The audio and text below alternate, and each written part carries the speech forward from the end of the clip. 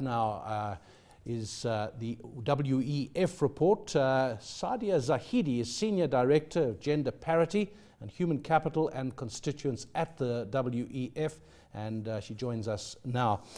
So, Saadia, I'd just like to talk firstly about what your findings are and how South Africa does in those findings.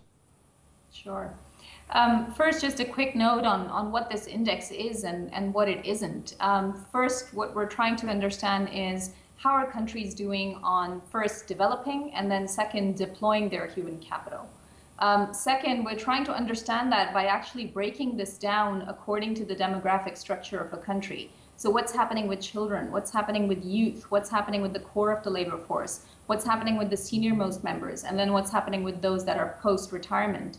And then finally, third, it's a relative ranking, and certainly countries can compare themselves to each other, but it's really trying to tell countries how to compare themselves against an ideal. So you can interpret the results as meaning, 100% would be perfection on human capital. And what we find is that even the highest ranking countries are only about 85% of the way there, and then some of the lowest ranking countries are at about 40%. And South Africa has optimized about 60% of its human capital and ends up ranking 92nd on this index, 6th down in sub-Saharan Africa, and 4th from the bottom in about 30 or so countries that are in the upper middle income category.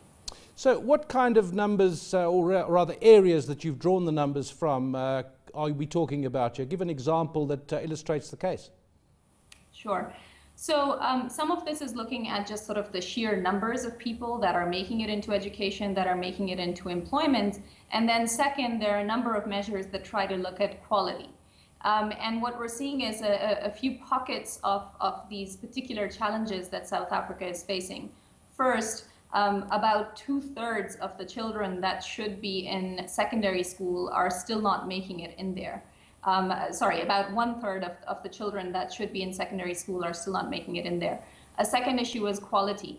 Business leaders who are rating the quality of these schools are consistently putting South Africa at about 115 in the world as compared to other countries on the quality of the schooling.